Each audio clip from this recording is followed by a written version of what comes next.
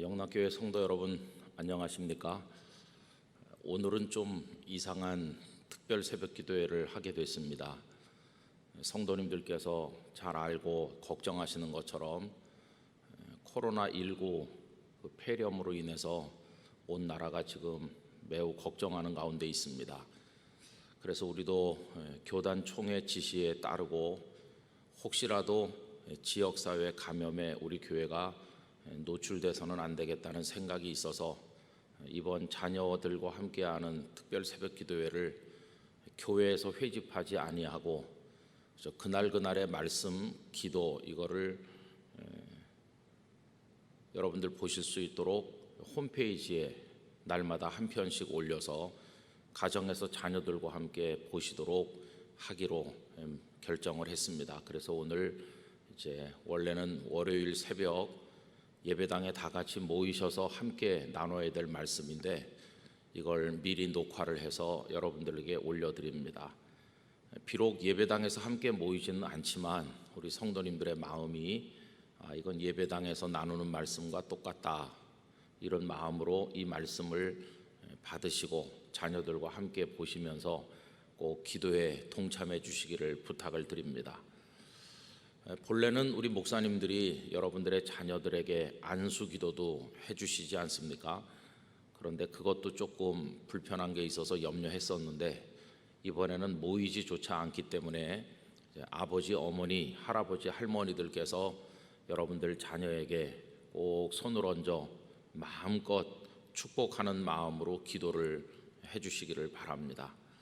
부모님들 또 조부모님들의 기도가 우리들의 자녀들에게 큰 축복의 열매가 되어서 임하게 될 것을 분명히 믿습니다. 아울러서 우리 나라뿐만 아니라 전 세계를 위협하고 있는 이 질병이 하루빨리 종식될 수 있도록 기도를 계속해서 드려주시고 특별히 개인적인 위생을 지켜나가는데 힘써 주시기를 바랍니다. 이번에 특별 새벽 기도회를 준비하면서 어떤 말씀을 나눌까 기도하는 가운데 하나님께서 잠언 1장 1절 이하의 말씀을 엿새 동안 나누도록 감동을 주셨습니다. 그리고 주제는 잠언을 말하는 사람들 이렇게 정하게 되었습니다. 오늘은 이제 그 첫날 잠언 1장 1절의 말씀을 나누려고 하는데 그 말씀을 제가 읽어드리도록 하겠습니다. 다윗의 아들 이스라엘 왕 솔로몬의 잠언이라. 아멘. 오늘은 다윗의 아들 이스라엘 왕 솔로몬의 잠언이라는 이 한 절 말씀 중에서 특별히 그 앞부분에 있는 말씀에 주안점을 두어서 생각을 하고자 합니다. 여러분, 솔로몬은 잠언을 말하는 사람이었습니다. 그 하비 콕스라는 분이 쓰신 책이 약 2000년경에 출판이 된 게 있습니다. 그 책의 이름은 예수 하버드에 오다 하는 책이죠. 우리말로는 그렇게 되어 있습니다. 하버드 대학은 첨단 학문을 상징하는 대학교인데 거기에 예수님께서 오셨다는 것입니다. 이 책이 나오게 된 배경에는 이런 이야기가 있습니다. 1980년대 하버드 대학 학생들을 바라보는 사회적 시선이 대단히 염려스러웠다고 합니다. 왜냐하면 미국뿐만 아니라 전 세계 최고 지성들이 모인 곳인데 거기서 대단한 인재들을 키워서 사회 각 분야로 진출을 시켰는데 이 사람들이 나가서 온갖 범죄를 많이 저지른다는 것입니다. 국가를 망치는 범죄를 저지르는 사람도 있고 기업을 무너뜨리는 범죄를 저지르기도 하고 가정을 깨뜨리는 사람도 너무나도 많더라는 것입니다. 그래서 학교 당국은 우리의 교육에 무슨 근본적인 문제가 있는 게 아닌가 이런 생각을 하게 된 것이죠. 첨단 기술과 학문을 가르쳐서 내보내는데 도대체 왜 이렇게 되는 것인가 고민한 끝에 내려진 결론은 지식을 전수하는 데는 성공했을지 모르겠지만 어떻게 살아가야 되는지에 대한 가치를 교육하는 데 실패했다는데 그 생각이 미치게 됐습니다. 그래서 그 하비 콕스 교수로 하여금 윤리 분야에서 학생들에게 이런 강의를 하도록 요청을 하게 된 것이죠. 처음에는 과연 그 강의를 누가 듣겠나 하는 염려가 있었다고 합니다. 그런데 학생들도 어떻게 살아야 되는가에 대한 염려가 많이 있었던지 그 강의실이 미어 터질 만큼 엄청난 사람들이 몰려드는 최고의 인기 강좌가 되었다고 합니다. 하비 콕스는 그 몰려드는 하버드대 학생들에게 성경에 나오는 예수님의 이야기 한 토막씩을 들려주면서 당신들의 문제와 결부시켜서 그 상황에서 어떻게 판단하고 결정하고 행동해야 될 것인지를 토론해 보라 이렇게 유도를 했고, 그들은 자기 상황과 예수님의 그 상황을 연결시켜서 많은 이야기들을 나누며 스스로 대답을 찾아 나가는 과정을 밟았다고 합니다. 그래서 그때 그 이슈는 내 상황에 예수님이 계신다면 그분은 어떻게 하셨을까? 이렇게 생각을 하면서 자신들의 삶을 주도해 나갈 수 있는 어떤 가치를 발견하게 하는 것이었습니다. 여러분, 이 잠언이라고 하는 게 뭘까요? 잠언, 이 마샬이라고 하는 것은 속담이나 어떤 경고와는 좀 다릅니다. 언뜻 보면 비슷하지만 성경의 잠언은 그걸 보든지 듣는 사람으로 하여금 자신의 삶을 어떻게 살아야 될 것인지를 고민하게 하고, 그래서 깨닫게 하고 그대로 따라 살도록 만드는 어떤 가르침, 그것이 비유일 수도 있고 또 한 줄로 된 경구 형식으로 된 메시지일 수도 있고 뭐 다양한 건데, 어쨌든 그걸 다 통틀어서 이제 마샬 이렇게 말합니다. 여러분, 한 사람이 한평생을 살면서 후대에 남길 만한 경구 하나, 잠언 하나를 이야기하는 건 결코 쉬운 게 아닙니다. 우리 가끔 어떤 곳에 가면 예쁘게 어떤 유명 인사가 남겼다는 말 한마디를 적어 놓은 걸 보기도 하는데요, 그런 말 한마디를 남기는 사람이 되는 게 그게 쉬운 게 아니죠. 그런데 여러분, 솔로몬은 얼마나 많은 잠언을 말했을까요? 솔로몬은 무려 3,000가지 잠언을 말했다고 열왕기상 4장 32절이 기록하고 있습니다. 그가 잠언 3,000가지를 말하였고, 그러니 인생을 어떻게 살아야 될 것인지에 대한 원리를 이 솔로몬은 어마어마하게 깨달은 거죠. 그거를 잠언 속에 일부 남겼을 것이고, 아마 잠언에 담겨 있지 않은 또 다른 잠언들도 그가 많이 후세에 남겼을 것이라고 생각이 됩니다. 자, 그러면 하나의 잠언을 말하기도 어려운 것인데 이렇게 3,000가지 잠언이나 말할 수 있었던 그 솔로몬의 능력은 도대체 어디서 온 것입니까? 한마디로 말하면 그에게 지혜가 있었던 것이죠. 그 지혜가 그로 하여금 잠언을 말하는 사람이 되게 했습니다. 그러면 그 지혜는 또 어디서 온 것입니까? 이렇게 질문을 바꾼다면 성도님들이 이미 다 잘 아시는 것처럼 그가 왕이 된 이후에 기브온 산당에 올라가서 1,000번제를 하나님께 드리지 않았습니까? 그런데 그 1,000번제를 드린 밤에 하나님께서 그에게 질문하시죠. 무엇을 해주면 좋겠느냐 하시죠. 열왕기상 3장 5절입니다. 기브온에서 밤에 여호와께서 솔로몬의 꿈에 나타나시니라. 하나님이 이르시되 내가 네게 무엇을 줄고 너는 구하라. 원하는 걸 말해봐라 하셨어요. 그때 솔로몬이 구한 게 바로 듣는 마음인데 이게 지혜죠. 열왕기상 3장 7절 이하를 읽어드립니다.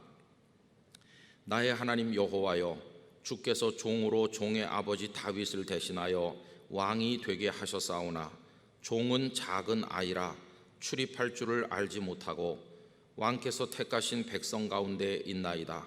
그들은 큰 백성이라 수효가 많아서 셀 수도 없고 기록할 수도 없사오니 누가 주의 이 많은 백성을 재판할 수 있사오리이까.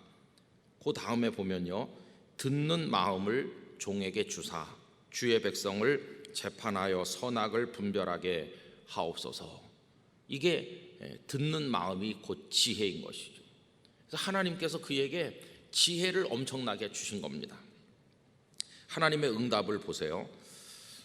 열왕기상 3장 10절 이하입니다. 솔로몬이 이것을 구하매 그 말씀이 주의 마음에 든지라. 이에 하나님이 그에게 이르시되 네가 이것을 구하도다. 자기를 위하여 장수하기를 구하지 아니하며 부도 구하지 아니하며 자기 원수의 생명을 멸하기도 구하지 아니하고 오직 송사를 듣고 분별하는 지혜를 구하였으니 내가 네 말대로 하여 네게 지혜롭고 총명한 마음을 주노니 네 앞에도 너와 같은 자가 없었거니와 네 뒤에도 너와 같은 자가 일어남이 없으리라. 내가 또 네가 구하지 아니한 부귀와 영광도 네게 주노니 네 평생에 왕들 중에 너와 같은 자가 없을 것이라. 아멘. 결국 솔로몬이 3,000가지 잠언을 말하는 사람이 될 수 있었던 비결은 하나님으로부터 지혜를 얻었기 때문이다, 이렇게 말할 수 있습니다. 여러분, 우리들의 자녀가 하나님이 주시는 지혜가 충만해서 그 지혜를 가지고 잠언을 말하는 사람으로 살아갈 수 있게 된다면 이게 얼마나 영광스럽고 감사한 일이 되겠습니까? 지혜는 이 땅에 사악한 지혜도 있지만 위로부터 내려오는 하나님의 순결한 지혜가 있지 않습니까? 우리 영락교회 성도들의 가정들에게, 다음 세대들에게 특별히 하나님이 주시는 지혜가 충만해서 우리 자녀들도 잠언을 말하는 사람으로 살아가게 되기를 간절히 바라는 것입니다. 자, 그러면 그가 잠언을 말하는 사람이 된 것이 이게 전부일까? 조금 더 생각을 해볼 때 그 열쇠가 되는 말씀이 오늘 읽은 본문이죠. 오늘 본문은 솔로몬을 소개를 하면서 두 가지로 소개를 합니다. 하나는 다윗의 아들이라는 것이고 또 다른 하나는 이스라엘 왕이라는 거죠. 그래서 다윗의 아들 이스라엘 왕 솔로몬의 잠언이라 이렇게 되어 있어요. 그런데 이 두 가지 중에서 어떤 것을 앞세우고 있느냐 하면 다윗의 아들이라는 걸 앞세우고 있죠. 이스라엘 왕이라는 건 나중입니다. 상식적으로 생각을 해봐도 솔로몬이라는 사람이 세상에 태어났을 때 다윗의 아들이 된 겁니다. 이스라엘의 아들이 왕이 된 것은 그건 나중이죠. 다 성장해서 아버지로부터 왕위를 물려받을 그때 이스라엘의 왕이 된 것이지, 그러니까 먼저 된 것은 다윗의 아들이 된 거죠. 그래서 오늘 말씀은 그걸 앞세우고 있어요. 다윗의 아들 이스라엘 왕 솔로몬 이렇게 하고 있어요. 그래서 오늘 우리는 그 초점을 다윗의 아들이라고 하는 데다가 맞추어서 말씀을 생각을 해보고, 이제 내일 새벽에는 이스라엘 왕 솔로몬이라는 데다가 초점을 맞추어 생각을 해보려고 합니다. 그러면 이 솔로몬이 잠언을 말하는 사람이 된 비결은 하나님으로부터 지혜를 얻었기 때문이라고 하는데, 그가 하나님께 지혜를 구할 마음을 가진 건 도대체 어디서 왔을까? 이게 이제 중요한 거죠. 하나님께서 무엇을 원하느냐, 내가 주겠다고 하셨을 때 지혜 말고도 하나님께 구하고 싶은 게 얼마나 많이 있었겠어요? 다른 걸 다 구할 수가 있었을 텐데 그가 듣는 마음 지혜를 구할 수 있었던, 그에게 그런 순간적인 판단력을 주시게 된 거, 이건 어디서 온 것일까요? 그게 다른 게 아니라 다윗의 아들이기 때문에 그게 가능했다 하는 것입니다. 여러분, 다윗의 아들 솔로몬이라고 하는 건 어떤 의미가 있을까요? 간단하게 말하면 그 아버지의 그 아들, 이런 의미가 있을 것입니다. 그 아버지가 있었기에 그 아들이 있는 것이죠. 그리고 그 아버지의 아들이기 때문에 그 아버지를 닮아서 그 아들 또한 그러한 사람이 되었다고 말할 수 있습니다. 뒤집어 말하면 그 아버지가 없었다면 그 아들도 없는 것이죠. 이건 단지 생물학적으로 아버지가 있으니까 자식이 있는 거 아니냐, 그런 이야기를 넘어서서 그러한 인격과 신앙과 삶을 가진 아버지의 자녀이기 때문에 그런 인격과 신앙을 가진 자녀가 나오는 거다, 이런 얘기입니다. 그래서 다윗의 아들이 아닌 어떤 다른 사람의 아들이었다면 솔로몬이 하나님께 지혜를 구하는 사람이 되었을까? 아마 어려웠을 것입니다. 다윗의 아들이라는 것이 그로 하여금 지혜를 구하는 사람이 되도록 만들었다 하는 이야기죠. 여러분, 사실 다윗과 솔로몬은 특별한 부자지간입니다. 평범하지 않죠. 인간적으로 말해보면 솔로몬은 태어나지 않았어야 될 아들인 것처럼 여겨지기도 합니다. 원래 솔로몬의 어머니인 밧세바는 다윗의 아내가 아니지 않습니까? 우리야 장군의 아내였던 여인이죠. 그런데 다윗이 밧세바를 끌어들여서 간음하는 죄를 지었고 우리야 장군마저 적군의 칼에 죽게 만드는 사악하기 이를 데 없는 죄를 범했는데 하나님께서 크게 진노하셨어요. 그래서 그 밧세바가 낳은 첫 아들은 하나님의 진노 가운데 죽지 않았습니까? 그걸로 모든 게 끝날 것 같았는데 참 이상하게 하나님께서는 이 다윗과 밧세바 사이에 두 번째 아이가 태어나게 하셨는데 그 아들이 바로 솔로몬이죠. 솔로몬이 태어나는 순간 솔로몬이 다윗에게는 어떤 의미가 있었을까요? 죽을 죄를 지은 죄인인 나에게 하나님께서 용서의 상징으로 이 아들을 주시는구나. 솔로몬이 태어났을 때 다윗에게는 그저 아들 하나가 더 생겼다고 하는 것보다 훨씬 큰 의미가 있었을 겁니다. 그리고 하나님께서는 솔로몬에게 이름 하나를 붙여주셨는데 여디디아라는 이름을 주셨죠. 여디디아는 여호와께서 사랑하신다 하는 뜻입니다. 죽어마땅한 자신에게 하나님께서 용서의 은총을 베푸실 뿐만 아니라 사랑하신다는 뜻을 담은 이름을 그 아들에게 선물해 주시는 하나님의 그 은총을 받으면서 다윗이 그 어떤 아들보다도 솔로몬을 얼마나 귀하게 여겼겠습니까? 나중에 다른 왕자들도 훌륭한 자질을 갖춘 그런 왕자들이 많이 있었음에도 불구하고 왕이 후계자를 솔로몬으로 정한 것을 보면 다윗의 마음이 솔로몬에게 얼마나 많이 가 있었나 하는 것을 단적으로 알 수 있습니다. 성경이 세세히 기록하고 있지는 않지만 우리가 상상을 해보면 그는 늘 솔로몬을 불렀을 것입니다.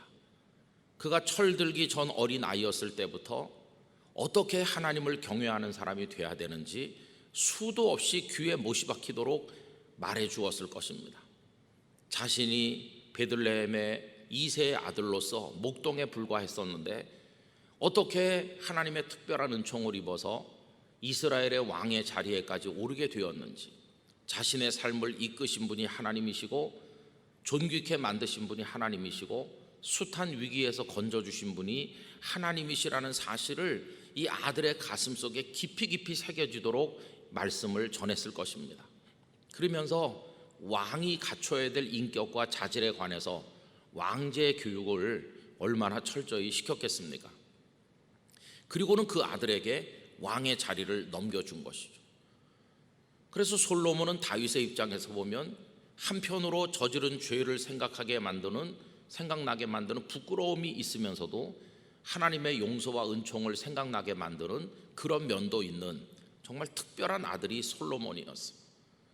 자, 그러면 이제 입장을 바꾸어서 솔로몬의 입장에서 생각을 해보면 그 아버지 다윗은 어떤 분입니까? 그저 평소에 다른 사람들도 다 아버지가 있는 거니까 날 낳아주신 분 이런 정도로 끝나지는 않았을 것입니다. 날 낳아주신 아버지라는 것을 넘어서서 그 아버지와 자신 사이에 있는 유대라고 하는 것은 일반적인 부자지간하고는 완전히 다른 그 아버지가 자신에게 가졌던 집념과 사랑과 뭔가 전해주려고 그렇게 가르쳤던 그 모든 것이 솔로몬의 가슴 속에 깊이 깊이 뿌리내려 있었을 것입니다. 그래서 이 솔로몬은 그걸 잊지 않았어요. 잠언 4장 3절에 보면 이런 표현이 있습니다. 나도 내 아버지에게 아들이었으며. 여러분, 오늘날 다 아무개의 아들과 딸로 태어나서 살았음에도 불구하고 마치 자기가 혼자 자란 것처럼 누구의 아들, 누구의 딸이었다는 걸 망각한 채 살아가는 사람이 얼마나 많습니까? 늙은 부모는 눈에 들어오지도 않고 그 부모님의 사랑과 가르침 가운데 성장하고 살아왔다는 건 다 잊은 채로 자기 혼자 큰 것 같고 혼자 된 것 같죠. 그러나 이 솔로몬은 나도 내 아버지에게 아들이었었다. 내가 그분의 아들이었기 때문에 오늘 여기 있게 된 거지, 그분의 아들이 아니었다면 오늘 이 자리에 있지 않았을 것이라고 하는 걸 이렇게 표현하고 있습니다. 계속 읽어보면 내 어머니 보기에 유약한 외아들이었노라. 그 아들을 가르치는 그 애절한 마음은 그 어머니 밧세바도 마찬가지였을 텐데, 어머니의 눈에 비친 나는 지혜가 많은 왕 솔로몬이 아니라 너무나 연약한 한 어린아이에 불과했었을 거다. 나도 그런 때가 있었다. 그러면서 잠언 4장 4절에 아버지가 내게 가르쳐 이르기를 이렇게 가르쳤다는 거죠. 아버지가 나를 가르쳤다는 사실, 나는 그 가르침을 받았기 때문에 오늘 여기 있게 됐다는 거 하는 거, 그거를 솔로몬은 쭉 말씀하고 있는 거죠. 그래서 이 다윗과 솔로몬이라는 아버지와 아들의 관계는 아주 특별한 부자지간이라는 걸 알 수가 있습니다. 솔로몬은 다윗에게 아까 말씀드린 그런 의미가 있는 아들이었고, 또 솔로몬에게 다윗이라는 아버지는 평범한 아버지가 아니었음을 알 수가 있습니다. 그는 아버지에게 들은 가르침을 통해서 아버지가 한 사람 이스라엘의 왕으로 자리매김되기까지, 아버지가 태어나서 걸어온 수십 년의 세월 속에 들어있는 많은 아픔과 고통, 그리고 그 페이지마다 한 장씩 넘길 때 등장하는 하나님의 그 손길들, 은총, 이런 걸 다 알고 있었겠죠. 그래서 그가 기브온 산당에서 하나님께 드린 말씀 가운데 이런 대목이 있습니다. 솔로몬이 이르되 주의 종 내 아버지 다윗이 성실과 공의와 정직한 마음으로 주와 함께 주 앞에서 행함으로 주께서 그에게 큰 은혜를 베푸셨고, 주께서 또 그를 위하여 이 큰 은혜를 항상 주사 오늘과 같이 그의 자리에 앉을 아들을 그에게 주셨나이다. 하나님, 제가 아버지 뒤를 이어서 왕이 되었습니다. 우리 아버지에게 후계자가 될 저를 주셔서 제가 왕이 됐습니다. 근데 이게 결코 우연이 된 것이 아니라 제가 아버지의 후계자가 된 것도, 우리 아버지가 왕이 되신 것도, 이 자리에까지 아버지가 오르시고 그걸 또 제가 이어받아서 왕이 된 모든 배후에 하나님의 은총이 있습니다. 이렇게 고백을 하고 있는 거죠. 그래서 여러분, 그 솔로몬의 고백 속에는 솔로몬이 굳이 고백하지 않아도 될, 오히려 그 아버지가 고백해야 될 신앙 고백까지 다 아들의 고백 속에 함께 들어있음을 우리가 볼 수 있는 것이죠. 결국 솔로몬의 배후에는 그 아버지 다윗이 있는 것입니다. 솔로몬은 다윗의 품 안에 들어있는 것이고, 다윗의 그늘 아래서 솔로몬이 존재하는 거죠. 그걸 단적으로 보여주는 표현이 오늘 본문 다윗의 아들 솔로몬이라고 하는 표현인 것입니다. 만약에 다윗의 아들이 아닌 어떤 다른 사람의 아들이었다면 과연 솔로몬이 이런 지혜의 사람이 될 수 있었을까? 하나님께 지혜를 구하는 사람이 됐을까? 다윗이 아닌, 여러분 예를 들어서 다윗 시대 때 사악한 시므이라든지 아니면 권력에 눈이 멀었던 요압 장군 같은 그런 이의 아들 솔로몬이라면 그가 하나님께 지혜를 구했을까요? 그렇지 않을 것입니다. 수많은 재산을 구했거나 권력을 구했거나 뭐 이런 것들을 구했을 텐데, 다윗의 아들이기 때문에 솔로몬은 하나님께 지혜를 구했고, 하나님께서는 그에게 지혜를 주셨고, 그는 3,000가지 잠언을 말하는 사람이 될 수가 있었던 것입니다.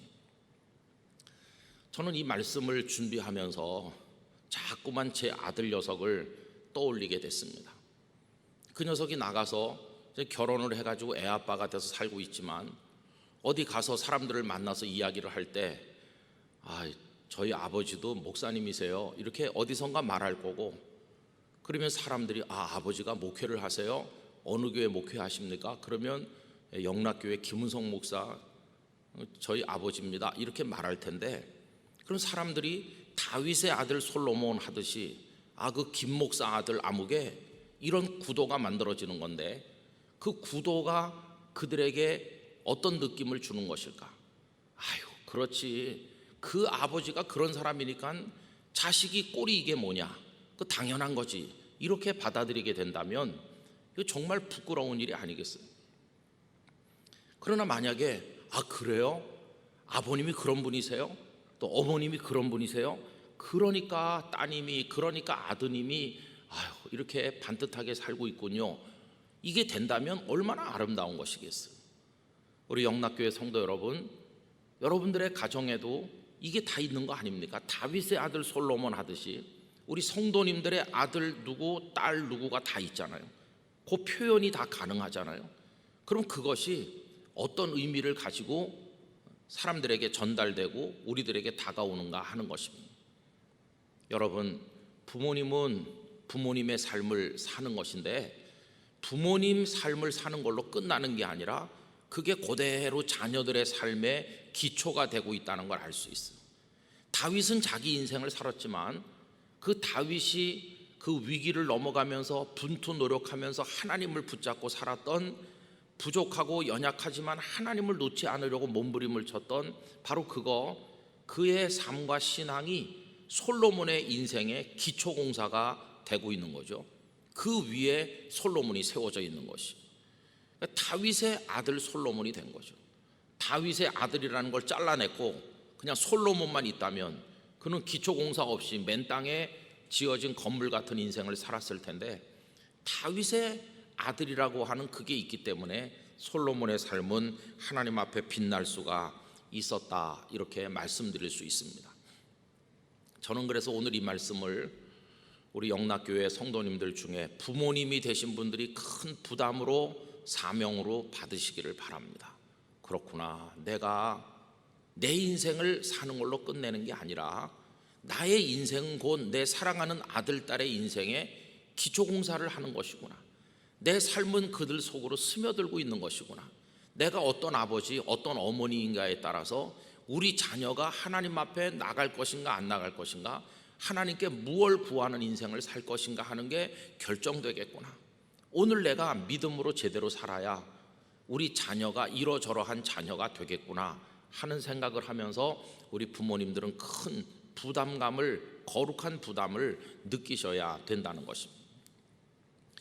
그리고 이 말씀을 같이 나눈 우리 영락교회 다음 세대 젊은이들, 또 학생들, 어린이들은 그 아버지가 계셨기에 그 아들이 있는 것처럼 부모님의 신앙의 삶과 부모님의 그 기도와 부모님의 헌신과 수고가 있었기에 오늘 그 영적 감화, 그 영적 영향의 울타리 안에서 내가 존재하는구나, 이걸 깨달아야 되는 것이죠.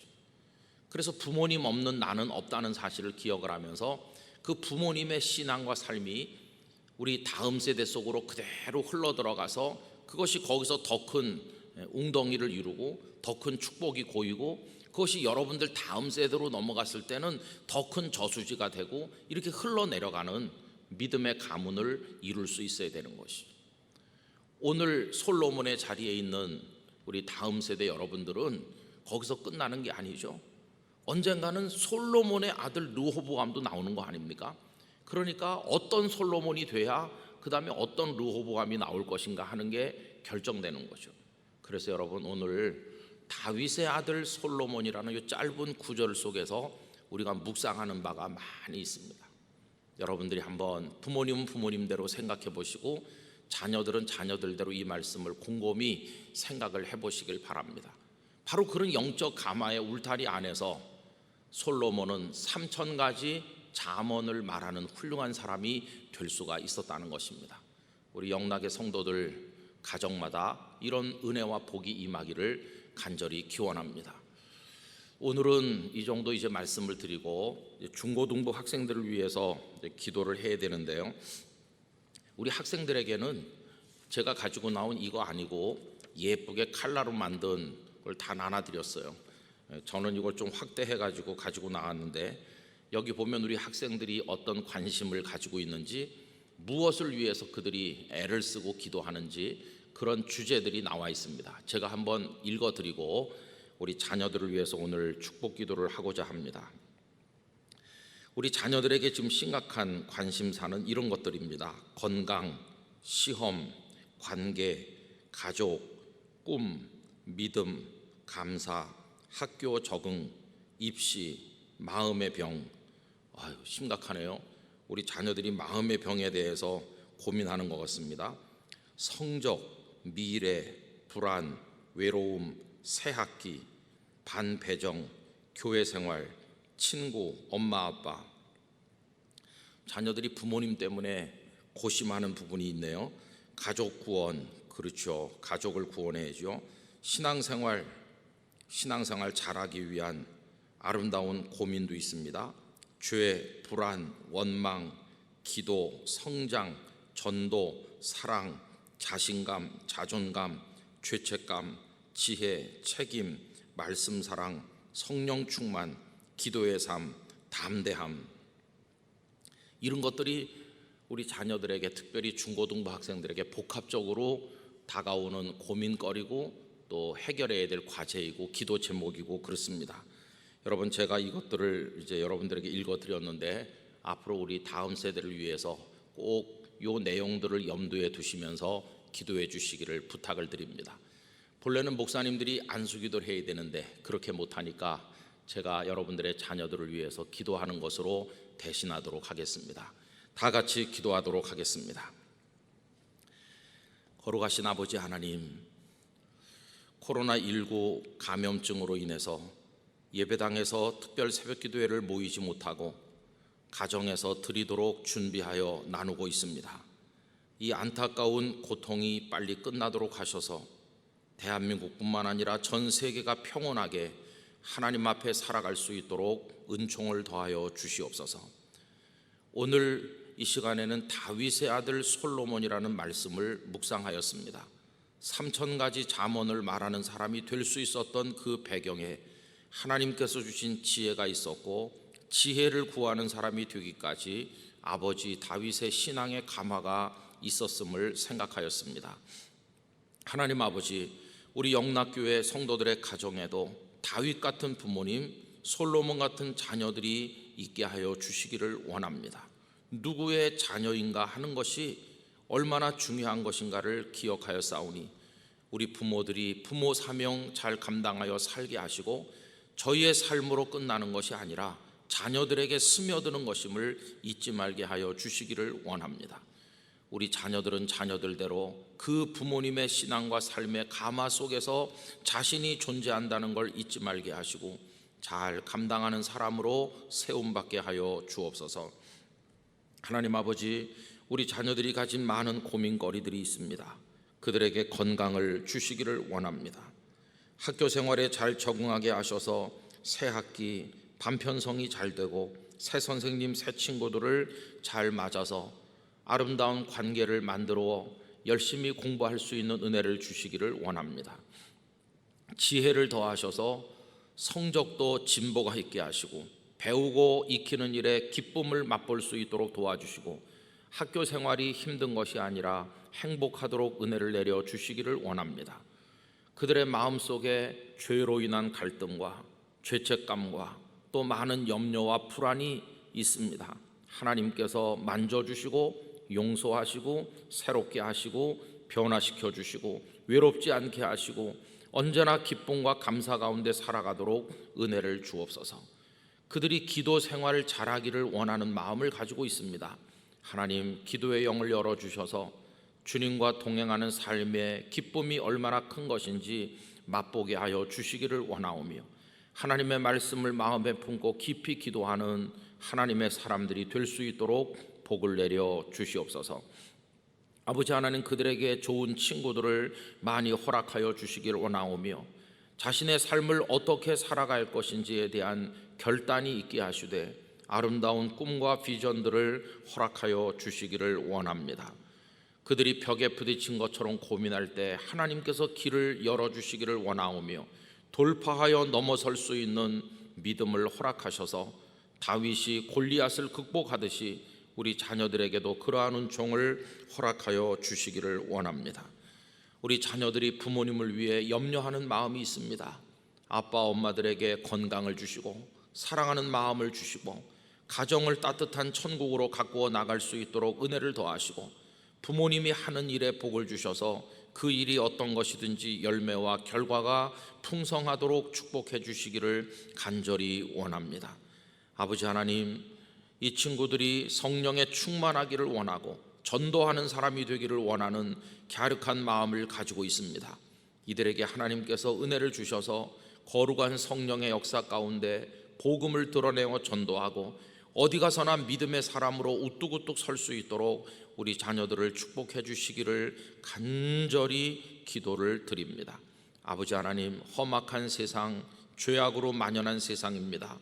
그러나 하나님께서 이들을 붙들어 주시고 어두운 밤길을 헤매듯 사는 것이 아니라 빛 되신 주님 의지하여 광명의 세상을 살듯 살아가도록 인도해 주옵소서.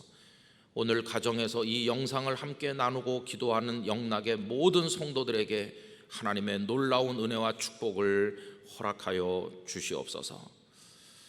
이제는 우리 구주 예수 그리스도의 은혜와 하나님 아버지의 사랑과 성령님의 교통하심이, 가정에서 영상을 보며 말씀을 나누며 기도하는 모든 영락의 부모님과 자녀들 가운데, 고통받는 이 땅의 모든 백성들, 지구촌의 백성들 가운데 영원토록 함께 하시기를 축원하옵나이다. 아멘.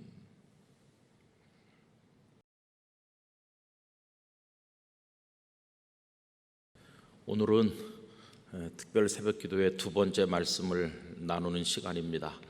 여러분들 가정에서 잘 보고 계십니까? 자녀와 함께 꼭 보시면서 자녀들 위해 축복 기도하시고 의미 있는 시간들을 가정에서나마 보내실 수 있기를 바랍니다. 오늘 나눌 말씀은 어제 읽은 말씀과 동일하게 잠언 1장 1절입니다. 다윗의 아들 이스라엘 왕 솔로몬의 잠언이라. 아멘. 우리가 어제는 그 다윗의 아들 솔로몬이었다는 대목에 대해서 집중적으로 생각을 했지요. 이제 오늘은 이스라엘 왕 다윗, 솔로몬이라는 부분을 생각을 하려고 합니다. 여러분, 솔로몬이 다윗의 아들이기도 하고 이스라엘의 왕이기도 한데, 어제도 말씀드린 것처럼 이스라엘 왕이 먼저 되고 나중에 다윗의 아들이 된 게 아니죠. 태어나자마자 다윗의 아들이었고 한참 세월이 지난 다음에 아버지로부터 왕위를 물려받아서 이스라엘의 왕이 된 겁니다. 선후가 너무나도 분명하죠. 그래서 우리는 내가 누구의 자녀였는가 하는 게 우선된다는 걸 잊으면 안 됩니다. 어제도 그런 말씀을 잠시 드렸습니다마는 부모님의 은혜 따위는 다 망각해버리고 현재 나는 왕이야 이런 식으로만 생각해서는 안 된다는 말씀을 드렸는데, 이스라엘 왕 솔로몬이기 이전에 다윗의 아들이었었다. 이걸 어제도 말씀드렸는데 여러분 꼭 기억하시기를 부탁을 드립니다. 다윗의 아들이었기 때문에 이스라엘 왕도 될 수가 있었던 것이죠. 다윗의 아들이 아니었다면 그가 이스라엘의 왕이 될 수는 없었을 것입니다. 그래서 이거는 원인과 결과처럼 아주 뗄래야 뗄 수 없는 밀접한 관계로 이어져 있는 것이죠. 그런 아버지 다윗의 가마 가운데서 그는 성장을 해서 이제 이스라엘의 왕 솔로몬이 되었습니다. 자, 오늘은 이스라엘 왕 솔로몬이라는 부분에 관해서 생각을 해보려고 하는데요. 이건 우리에게 어떤 영적 의미를 주는 것일까요? 이거는 한마디로 말하면 그 다윗의 가마 가운데 솔로몬이 왕이 돼서, 그리고는 다른 나라의 왕이 아닌 이스라엘의 왕이었기 때문에 그가 잠언을 말하는 사람이 될 수가 있었을 것이다 하는 것입니다. 이스라엘 왕이라고 하는 이 표현은요, 솔로몬이 존재하며 살아갔던 영적 또 육적인 환경을 의미해 준다고 말할 수 있습니다. 저는 이런 생각을 해봤어요. 그가 이스라엘 왕이 아니고 애굽의 왕이었더라면, 아니면 블레셋이나 암몬이나 모압이나 이런 나라의 왕이었다면 과연 잠언을 말하는 사람이 될 수 있었을까?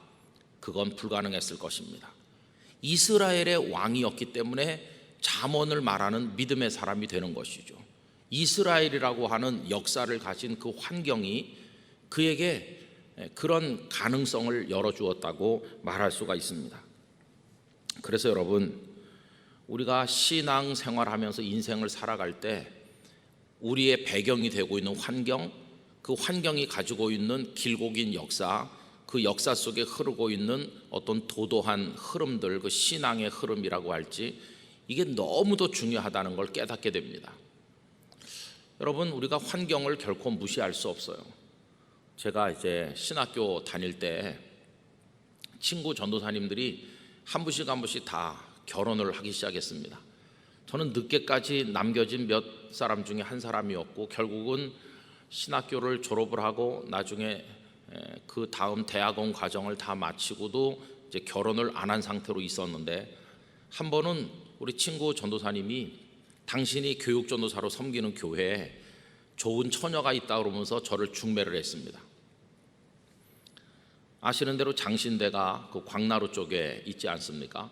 그 위에 워커힐 호텔이라고 있죠. 저보고 하는 말이, 김 전도사님 잠깐만 시간을 내서 그 워커힐이 멀지 않으니까 잠깐 와서 보고 가면 된다고, 하도 선을 보러 오라고 얘기를 해가지고 멋쩍게 선을 보러 나갔습니다. 갔더니 그 친구 전도사님하고 그 자매가 와 있는데, 자매가 키가 훤칠하니 사람이 아주 수수하게 생겼고 착해 보이더라고요. 우선 너무 착한 사람이구나. 그래서 마음이 많이 끌렸습니다. 앉아서 이런 얘기 저런 얘기를 하는데 얼마나 순진해 보이고 착해 보이는지, 그래서 마음이 많이 열렸어요. 야, 이런 자매가 있었구나. 그래서 마음이 많이 움직이고 이렇게 하는데, 조금 있으니까 어떤 처녀 한 사람이 오더라고요. 그래서 제 보니까 깜짝 놀라요. 그 맞은편에 처녀가, 아니 네가 왜 왔느냐고 그래요. 그래서 제가 누굽니까? 그러니까 아니 제 여동생인데요, 궁금했나 봐요. 그러면서 같이 좀 앉아도 되겠냐고 그러는 거예요. 그래서 그 결혼을 한다면 처제가 될 자매를 옆에 앉게 했어요. 그래서 3명이 됐잖아요. 그리고 조금 있으니까 어떤 아주머니가 또 오는 거예요. 보니까 그 처녀의 어머니가 이번에 온 겁니다. 알고 보니까 가족이 다 왔어요. 가족이 다 왔는데 들어오고 싶은데 들어오지 못하고, 처음에는 선보는 처녀만 들어왔고, 그 다음에는 그 동생이 들어왔고, 조금 있으니까 어머니가 왔고, 조금 더 있으니까 누가 왔겠어요? 그 처녀의 아버지 안수 집사님이신데 그 아버지가 오신 거예요. 그래가지고 나중에는 처음엔 1대1로 시작한 대화가 그 집 4식구하고 저하고 4대1로 이야기를 하는 이상한 장면이 벌어졌습니다. 근데 그 아버님께서도 저를 전도사라고 깍듯하게 대우를 해주시면서 아주 화목한 가정이더라고요. 그래서 분위기도 좋아 보이고 다 믿음으로 살고 마음이 아주 편안해졌습니다. 야, 이렇게 좋은 가정에 내가 장가들면 편안하게 목회를 할 수 있겠구나. 이 자매가 정말 착해 보인다. 그래서 마음이 많이 끌렸어요. 그렇게 1시간 이상 이야기를 하던 끝에 그 아버님 집사님께서 한마디 물어보는 겁니다. 아, 그런데 전도사님, 제가 하나 여쭤볼 게 있습니다. 그러더니 뭘 물어보냐 하면은 본이 어디냐고 물어보는 거예요. 그쪽도 성씨가 저와 같거든요. 그래서 제가 저는 본이 연안인데요 이렇게 말하니까, 제가 연안 김씨거든요. 그랬더니 그쪽 표정이 싹 바뀌는 거예요. 알고 보니까 그쪽도 저랑 같은 거예요. 여러분, 동성동보는 결혼을 뭐 죽기 아니면 살기로 하면 모르겠지만 거의 결혼을 안 하지 않습니까? 동성동본인 게 확인이 되는 순간 갑자기 선보던 자리 긴장이 팍 풀리면서 이상한 자리로 바뀌게 됐어요. 그래서 양쪽 마음에 아이고 이건 안 되는 결혼이네 하면서 이제 마음을 내려놓고 기왕에 만났으니까 뭐 얘기나 더 하다 가자 하는 식으로 이런 얘기 저런 얘기를 하게 됐어요. 참 이상한 모임이 됐죠. 가끔씩 그때 생각이 나기도 합니다. 하나님의 뜻이 참 이상하다 그런 생각이 들어요. 이제 근데 이야기를 하는 중에 무슨 얘기가 나왔냐면은 가정 안에서 좋아하는 음식이 뭐냐 그런 얘기를 하게 됐어요. 저는 우리 부모님이 이북에서 오셨으니까 무슨 만둣국도 좋아하고 냉면, 그다음에 콩비지 뭐 이런 거 녹두 부침개 그런 거 좋아한다고 얘기를 했죠. 그랬더니 그 댁에서는 콩비지를 안 잡수신다고 그러는 거예요. 콩비지. 우리는 콩비지를 안 먹습니다. 그래요. 아니 그걸 그렇게 맛있고 고소한 걸 왜 안 드십니까? 하여튼 우리 집안에서 콩비지는 안 먹는다고. 그래서 제 마음에 다행이다. 이 집에 장가 갔으면 콩비지 얻어 먹을 수 없을 텐데 그런 생각을 하고 웃기도 했습니다. 여러분, 환경이 뭘까요? 만약에 그 자매랑 저랑 결혼을 한다면 그 자매는 콩비지를 안 먹는 것이 못 먹어봤는지 모르지만 하여튼 콩비지랑은 거리가 먼 거고, 저는 콩비지를 아주 좋아하는 사람이고, 이게 다르잖아요. 만약에 솔로몬이 이스라엘의 왕이 아닌 블레셋의 왕이었다면 여호와 하나님을 경외하는 것이 지식의 근본이고 지혜의 근본이라는 걸 말할 수 있었을까요? 그건 불가능한 것이죠. 그래서 여러분, 그가 다윗의 아들이라고 하는 것도 결정적으로 중요한 것이었지만 그가 다른 나라가 아닌 이스라엘의 왕이었다고 하는 게 다윗에게는 중요했고 그 아들 솔로몬에게 똑같이 중요하고 그 이후에 르호보암을 비롯해 후손들에게도 똑같이 중요한 거죠. 근데 여러분 보세요. 그 후손들을 쭉 내려가서 열 왕들의 이야기가 열왕기 상하에 쭉 펼쳐지는데 그들의 문제가 뭡니까? 그들이 이스라엘의 왕이라면 이스라엘의 왕다운 사람이 돼야 되는데 이스라엘의 왕답지 못하게 행동하더라는 것입니다. 그 단적인 증거가 뭐냐 하면 그들이 이스라엘의 왕이라면 오직 여호와 하나님을 믿고 따르는 사람이 돼야 될 거 아니겠어요? 그런데 마치 자신들이 블레셋의 왕인 것처럼 암몬의 왕인 것처럼 모압의 왕인 것처럼 그들의 우상을 다 가지고 와서 그 우상을 숭배하니까 그들이 이스라엘 왕답지 않은 것이죠. 결국 솔로몬도 말년에 가면 애굽의 공주를 아내로 맞아들이고 이렇게 하면서 여러 나라의 공주들과 결혼하면서 그들이 가져온 우상의 마음이 쏠리다 보니까 이스라엘 왕 솔로몬이어야 되는데 그 정체성이 무너져 내린 것을 알고 계시지 않습니까? 그래서 여러분, 이스라엘 왕 솔로몬이라는 표현은 그가 잠언을 말하는 사람이 될 수 있었던 것이 이스라엘 왕이기 때문이라는 것도 가르쳐 주지만 이스라엘 왕으로 살아가야 된다고 하는 사명도 그 속에 담겨져 있다는 걸 우리가 이해해야만 될 것입니다.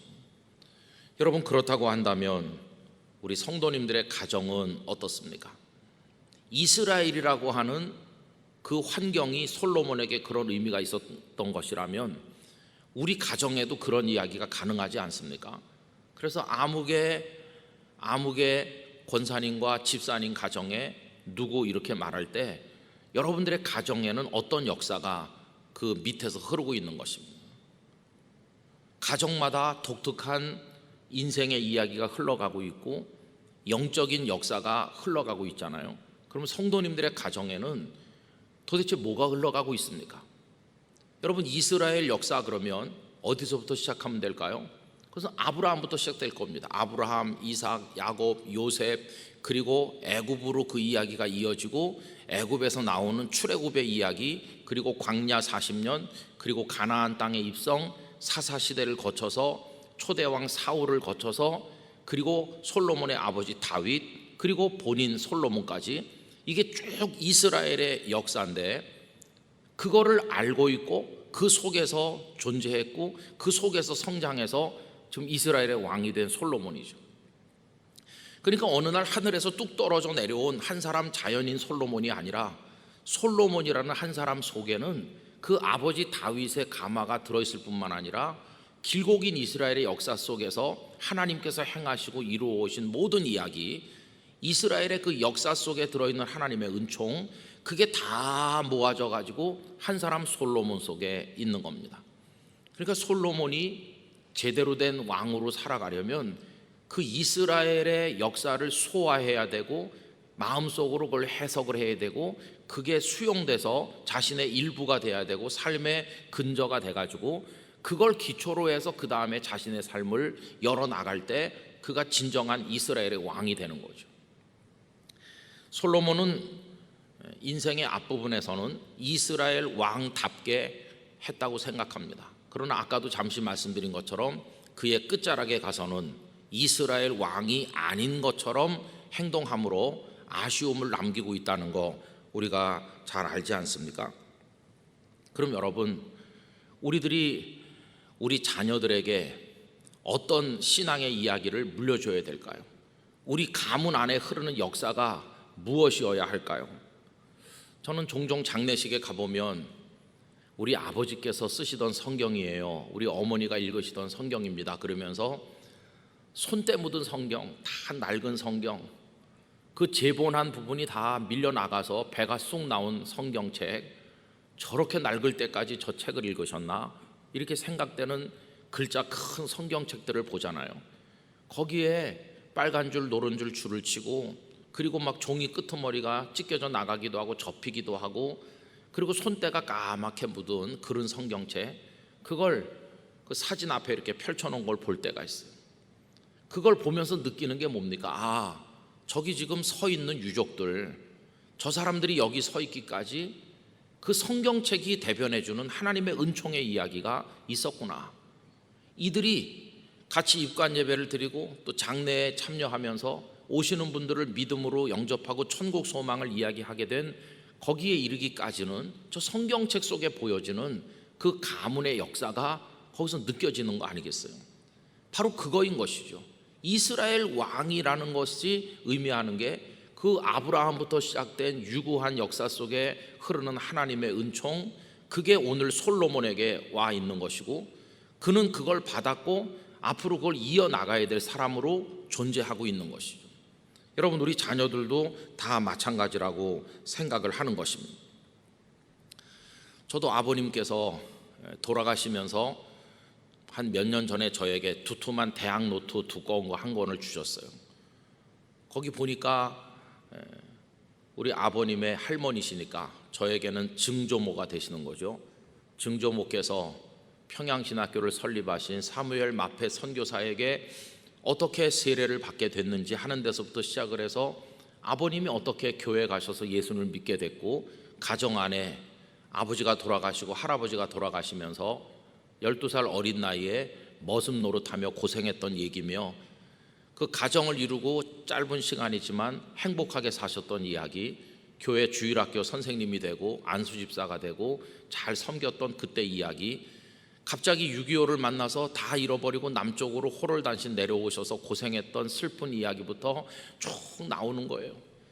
그래서 이걸 왜 쓰시게 됐어요? 그러니까 이게 내 이야기고 하나님께서 인도하신 은총의 이야기고, 이걸 그저 내가 내 가슴에 묻고 가면 너희에게는 이게 이어지지 않을 게 아니냐. 그래서 내가 이걸 읽고 나중에 여기다가 너의 이야기를 덧붙여서 너의 자녀에게 그걸 갖다 줘라, 이렇게.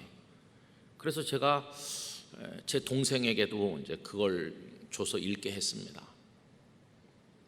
그걸 중간에 끊어지게 하면 안 되는 거죠.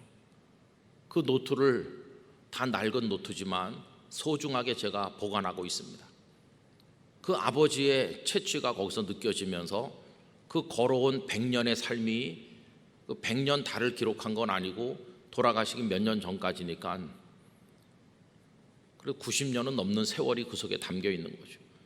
그리고 하나님께서 하신 일이 마치 성경을 읽으면서 출애굽을 읽고 홍해를 건너는 이야기를 읽으면서 하나님의 하신 일을 떠올리듯이, 저는 그 아버지의 노트를 읽으면서 하나님께서 어떻게 일하셨는가 하는 것을 또 다른 차원에서 읽고 있는 것입니다. 여러분, 이게 이제 저희 가정에 흐르고 있는 이야기죠. 그러니까 제가 저희 아들이나 딸들에게 너는 그냥 김아무개라고 하는 자연인으로 존재하는 게 아니라 내 아들이고 내 딸이면서 우리 배후에는 이런 역사가 흐르고 있다. 너의 증조 할아버지, 고조 할아버지, 할머니부터 시작해서 믿음의 역사가 이렇게 흘러서 오늘 너에게까지 왔고, 너의 아들, 이제 너희들이 결혼해서 낳게 될 후손들, 그 다음 후손들에게 이게 이어져 내려가야 되는 거다. 그런 얘기를 자주 말을 해주고 있습니다.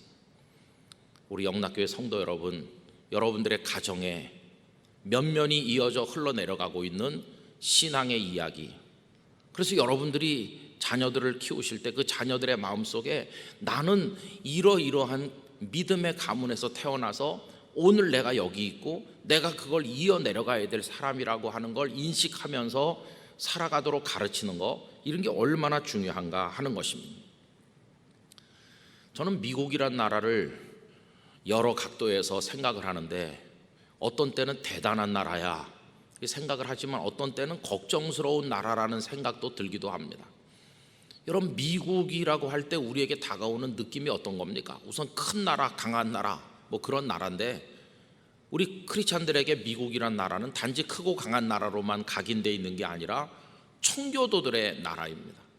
메이플라워호로 상징되는 신앙의 자유를 찾아서 모든 걸 다 버리고 대서양의 험한 바다를 건너가지고 많은 사람이 생명을 잃어가면서도 하나님을 마음껏 믿어보겠다고 하는 걸 찾아서 건너온 사람들 아닙니까? 그래서 그들은 하나님의 말씀 위에 나라를 세웠습니다. 그 신앙 위에 건국된 나라인 것이죠. 그래서 모든 학교에서 기도하고, 그리고 대통령이 취임할 때 성경에 손을 얹고 취임했던 그런 나라고, 그 청교도 신앙의 반석 위에다가 미국이란 나라를 세웠었죠. 그것이 미국이란 나라가 우리에게 보여주는 의미입니다. 그래서 어느 다른 나라의 대통령이 아니고 미국의 대통령 그러면 청교도 정신이 흐르고 있는, 그래서 그 집무실 책상 위에 손때 묻은 성경 한 권 정도는 있는 대통령, 다 그걸 생각하는 거죠. 어려서 예배당에 다니면서 하나님을 믿었던 신앙의 스토리가 가슴 근저에 숨겨져 있는, 그리고 나라가 힘들 때마다 무릎 꿇을 줄 아는, 기도를 드릴 줄 아는 대통령, 미국 대통령이다. 우리가 무슨 다른 나라 대통령 같으면 그런 이미지를 안 가질 텐데 미국의 대통령이라고 그러면 그런 생각을 했잖아요. 그런데 언제부터인지 미국 그러면 그게 단절됐어요. 더 이상 청교도들의 나라가 아닙니다. 많은 이민자들을 받아들이면서 이제는 피부 색깔도 다양해졌고, 또 그들이 가진 종교도 다양해졌고, 풍속도 다양해졌어요. 이제는 공립학교에서 기도하지 않는 나라가 되고, 더 이상 청교도적 유산과는 상관이 없는 그런 나라로 바뀌어지고 있지 않습니까? 최근에 어디로 튈지 모르는 트럼프 대통령, 우리를 불안하게 할 때도 있지만 트럼프 대통령이 다시 기도해야 된다고 이야기했다는 것은 우리에게 많은 걸 또 시사해 준다고 생각합니다. 끊어진 청교도로부터의 오는 그 신앙의 흐름을 다시 마치 끊어진 혈관을 연결하는 것처럼 연결하고자 하는 노력이 그 속에서 보이기 때문에 한편으로 다행이야, 이런 생각이 들기도 하는 거죠. 여러분, 이스라엘 왕 솔로몬인데 그 후손으로 내려가면서 더 이상 이스라엘 왕 같지 않게 그들이 행동하게 되면서 이스라엘의 역사는 막을 내립니다. 북왕국 이스라엘은 아수르에게 멸망했고 남왕국 유다는 바벨론에게 멸망하면서 그걸 이어내려가지 않는 백성이라면 더 이상 존재할 가치가 없다고 하나님께서는 그들이 멸망하는 사건을 통해서 선언하신 것이라고 받아들일 수 있습니다. 결국 우리들의 가문은 우리 아들과 딸이 어느 대학에 들어가서 어떤 학위를 받고 어느 직장에서 돈을 얼마나 받고 있는지, 그 직책이 지금 어디까지 승진했는지, 이런 걸로 인해서 결정되는 게 아니라 우리들의 가정 안에 흐르고 있는 이 신앙의 흐름, 이 신앙의 역사가 어디까지 끊어지지 않고 흐르면서 번성할 것인가, 거기에 달려있다는 걸 절대로 잊어서는 안 될 것입니다. 저는 영락교회 성도들 가정 안에 이런 신앙의 역사가 도도히 더 강하게 흘러내려가게 되기를 기원합니다. 저희 가정이 영락교회에 처음 왔을 때 저희 딸이 청년부에 갔는데, 그때 그 새가족반에서 안내를 맡았던 한 청년이 제 딸에게 이렇게 말했다고 그래요. 영락교회가 얼마나 대단한 교회인지 모르죠. 그러면서 영락교회가 하는 여러 가지 사역을 제 딸에게 다 설명을 하면서 자랑스럽게 한마디 하는 말이 저는 영락키즈예요, 이렇게 말하더라는 거예요. 그래서 제 딸이 그 얘기를 듣고 저한테 와서 아빠, 오늘 갔더니 누가 나보고 영락키즈라고 그러더라. 그 영락키즈라는 말이 듣기에 따라서 좀 이상할 수도 있어요. 그러나 좋게 생각을 해보면 부모님, 할아버지 때부터 영락교회 다녔고 영락교회에서 태어났고 영락교회에서 성장해서 영락교회 신앙의 유산을 그대로 가슴속에 간직하고 그걸 자랑스럽게 여기고 자기도 평생을 영락교회 안에 있다가 하늘나라 가겠다고 하는 의지가 그 속에서 보여지는 거 아닙니까? 영락키즈 출신이라고. 여러분, 영락이라고 하는 이름 속에 배어있는 그 정서가 있잖아요. 우리나라가 어려울 때 만들어진 교회, 그리고 6.25 전란을 겪으면서 피난민들이 중심이 되고 이 나라의 아픔과 상처를 위로했던 그런 교회, 한경직 목사님으로 대표되는 한국교회 제일 앞에 서서 달려갔던 교회, 그런 여러 가지 이미지가 그 영락이란 이름 속에 담겨 있지 않습니까? 영락키즈는 그걸 계승하는 사람이죠. 그걸 계승했기 때문에 다른 교회 사람하고는 좀 달라야 되는 거죠. 다 주님의 교회이기는 하지만 어느 다른 교회 다니는 사람과 영락교회 사람하고 뭐가 다른가 하면 그 영적인 그 역사가 우선 다른 거 아닙니까? 이제 그거를 가정 안에서도 이어내려 가야 되는 거죠. 우리 집안은 이렇게 하나님의 은혜를 입어서 누가 예수님을 처음 믿게 됐고, 그로부터 시작해서 우리 부모님이 믿었고, 그리고 그렇게 신앙에 관심이 없던 내가 하나님의 이끄심 가운데 주님을 만났고, 어느 수련회에서 어디서 내가 고백을 했고, 그리고 오늘 이렇게 믿음을 가지게 되었노라고, 그리고 이제 내 아들과 내 딸도 이 믿음의 역사를 이어내려가는 다음 세대가 되도록 키우려고 한다고, 이런 이야기가 있는 가정을 만들어가는 게 얼마나 중요하겠습니까? 우리 영락교회 성도 여러분, 솔로몬이 이스라엘의 왕이었던 것처럼 우리들은 우리 가정에 누구로 지금 존재하고 있는 것입니다. 이것이 여러분들의 가정 안에서 신앙의 역사로 끊어지지 아니하고 흘러내려가게 되기를 바라고요. 세월이 가서 세대가 더 여러 번 변하면 이게 흐려져서 없어지는 게 아니라 더 분명해지고 더 풍성한 역사가 만들어져서 나중에 우리 손자 때쯤 가면 우리 가문 안에 이루신 하나님의 역사가 더 풍성해서 간증거리, 이야기거리가 많은 그런 축복을 누리게 되기를 원하는 것입니다. 아무쪼록 여러분들의 부모님들은 그 역할을 잘 이어내려가 주시고, 자녀들은 잘 그걸 이어받기를 바라고, 우리 영락교회 안에 이런 이야기들이 가정마다 풍성해지기를, 그리고 여러분들이 그걸 매일매일 새롭게 써내려가게 되기를 간절히 축복합니다. 오늘 또 역시 제가 여러분들의 자녀들을 위해서 기도를 드리려고 하는데요, 어제 읽어드렸던 우리 학생들의 관심사와 동일합니다. 이게 이제 오늘은 고등부 기도를 같이 하는 건데, 이 뒤에 나오는 부분은 우리 고등부 학생들의 관심사라고 하네요. 제가 다 같이 어제처럼 읽어드리고 기도하도록 하겠습니다. 건강, 시험, 관계, 가족, 꿈, 믿음, 감사, 학교 적응, 입시, 마음의 병, 성적, 미래, 불안, 외로움, 새 학기, 반배정, 교회 생활, 친구, 엄마 아빠, 가족 구원, 신앙생활, 죄, 불안, 원망, 기도, 성장, 전도, 사랑, 자신감, 자존감, 죄책감, 지혜, 책임, 말씀 사랑, 성령 충만, 기도의 삶, 담대함, 이렇게 우리 자녀들의 마음에 있는 관심의 내용들입니다. 여러분 다 같이 기도드리도록 하겠습니다. 여러분들의 자녀들의 머리 위에 손을 얹으시고 또 손을 꼭 잡고 함께 기도해 주시기를 바랍니다. 사랑이 많으신 하나님 아버지, 솔로몬은 어느 다른 나라의 왕이 아니라 이스라엘의 왕이었습니다. 이스라엘의 왕이었기 때문에 이스라엘이 가진 신앙의 역사를 아는 사람이요, 하나님께서 이스라엘을 위해 행하신 역사를 아는 사람이었습니다. 그것은 다른 것이 아니라 오직 여호와 하나님만을 경외하는 믿음의 이야기이며 그 믿음 안에 승리하는 이야기였습니다. 솔로몬은 그것을 잘 지켜 이스라엘 왕답게 행동하며 살았으나 말년에 마치 이스라엘 왕이 아닌 듯이 살았을 때, 후손들이 또 그렇게 되었을 때 이스라엘의 존재는 무너지고 말았습니다. 아버지 하나님, 오늘 하나님께서 저희들을 우리 각자의 가정 안의 역사를 이어내려가는 한 축이 되게 하십니다. 우리 가문에 믿음이 들어왔고 또 조부모를 통해, 부모님을 통해 오늘 우리 자신에게까지 이르렀고, 그것이 우리 자녀들을 통해 이어져 내려가야 될 것인데, 그 이야기가 영락교회 성도들 가정 안에서 시간이 갈수록 더 풍성해지고 분명해지도록 은혜를 주시기를 기도드립니다. 결코 그 아름다운 신앙의 궤적에서 이탈하는 일이 없도록 저희들을 붙들어 주시기를 원하오며, 그래서 믿음의 가정의 출신답게 하나님 앞에 살아가도록 은총을 허락하여 주시옵소서. 오늘 특별히 우리 학생들을 위해서 기도합니다. 아버지 하나님, 인생의 가장 감수성이 예민하고 또 무거운 짐을 지는 어려운 때를 그들이 살고 있습니다.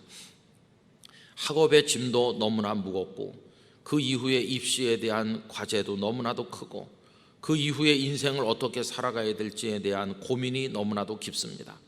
그런가 하면 유혹도 많고 그들을 좌절시키는 것들이 많은 때이기도 합니다.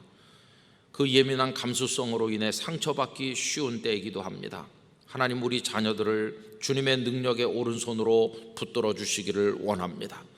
날마다 성령의 기름을 부어주시고 여호수아에게 주신 것과 같은 강함과 담대함을 허락하여 주시고 솔로몬에게 주신 하늘의 지혜를 허락하여 주시고 많은 위기와 어려움 속에서도 하나님만 바라보았던 다윗 같은 사람이 되도록 은혜를 베풀어 주시옵소서. 그들이 때로는 외로울 때도 있을 것입니다. 아무도 도와주는 사람이 없는 것처럼 여겨질 때도 있을 것입니다. 그러나 하나님, 보디발의 집에 노예로 팔려가 의지할 데 없던 요셉이었지만 하나님께서 그를 붙들고 계실 때 애굽의 총리가 되어 수많은 생명을 건지는 일을 했던 것을 잊지 말게 하시고, 하나님께서는 언제나 우리 자신에게 친구요 인도자가 되심을 기억하여 외롭고 힘들 때도 하나님을 의지하는 우리 자녀들 되게 해주시기를 간절히 원합니다. 부모님들께서 자녀들을 위해서 드리는 기도가 한마디도 땅에 떨어지지 않게 해주시기를 원합니다. 그들의 영혼을 보호해 주시고 세상의 더러운 죄악이 그들을 삼키지 못하도록 막아주시기를 원합니다. 언제나 학교에서나 가정에서나 친구들과 있든지 어디 있든지 주님과 더불어 동행하는 법을 배울 수 있도록 은혜를 허락하여 주시옵소서. 아버지 하나님, 이 주간 특세를 예배당에서 모이지 못하고 가정에서 나눈다 할지라도 동일한 은혜와 성령의 감동을 허락하여 주시기를 원합니다. 어서 빨리 이 재앙이 떠나가게 하시고 대한민국을 비롯해 진원지가 되었던 중국이며 전 세계가 평화로이 하나님 앞에 살아가도록 은혜를 내려 주옵소서. 오늘도 좋은 하루를 주신 하나님, 이 하루를 주와 더불어 걸어가며 성도들이 복된 삶을 누리게 하여 주옵소서. 각자의 기도 제목 가운데 응답하시고 하나님의 특별한 은총을 허락하여 주시옵소서.